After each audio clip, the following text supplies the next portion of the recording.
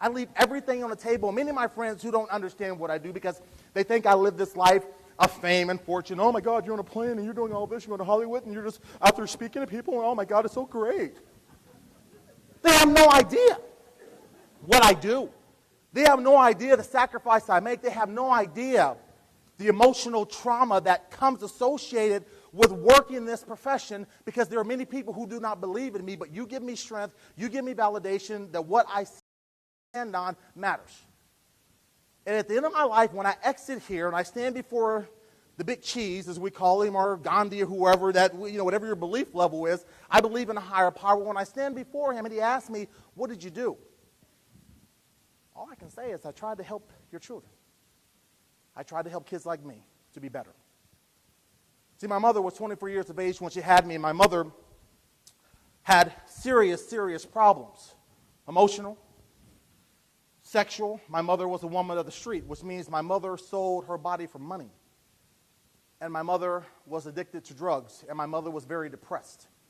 And my mother, being 24 years of age in 1968, had a very critical decision to make. How do I take care of two boys, my older brother Tim, and me, and function with all of this emotional trauma in my life? What do I do? My mother made the decision to place me in foster care and place me up for adoption, and she kept my older brother. So from her womb, I went directly into foster care.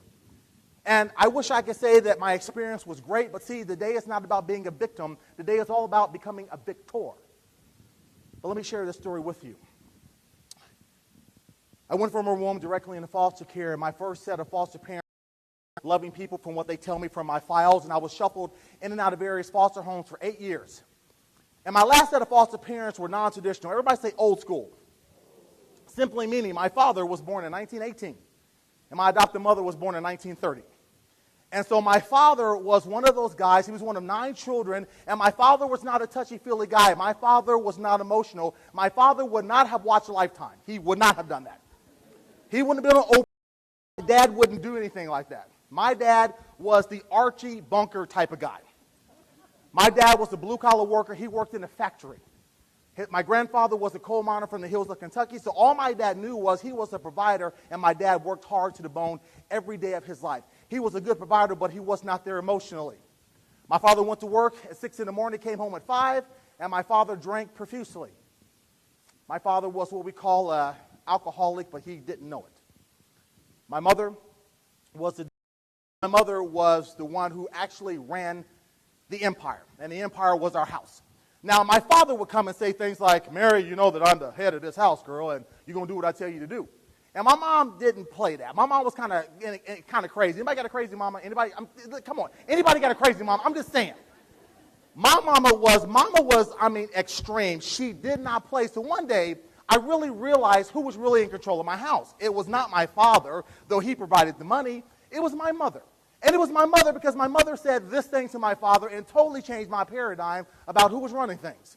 My father comes in the house and he's in this arrogant mood and dinner's not ready on time. And for some reason, Dad doesn't like what Mama's fixing. So my dad says something to the effect that, look, I told you I wanted this and that and everything. I come in here, a man can't get what he wants. Woman, you better do what I tell you to do. I'm running this house. Now, my mom simply says, well, let me tell you something, okay?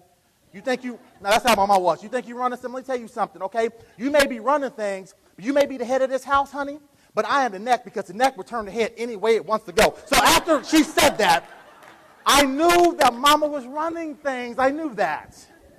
And after that day, I never tested my mother again.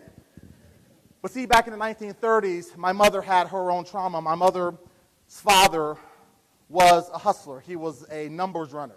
He ran moonshine, and he did illegal types of things. And so what began to happen was that my mother growing up saw a lot of trauma in her life.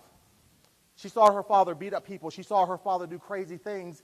And it was trauma that was unresolved in my mother's life and in her mind. And my mother was not able to handle that. So Mom would have these outbursts of rage. And unfortunately, if my father was in the way or I was in the way, reciprocal of that abuse.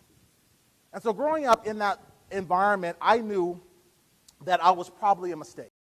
I knew that I was probably one of those kids that nobody wanted because maybe there was something wrong with me. Maybe there was something in my life that happened that my real mother didn't want me. So I put a lot of blame on myself. Like a lot of the times, our kids put blames on themselves. And the only way that they're going to survive that is through the eyes of you.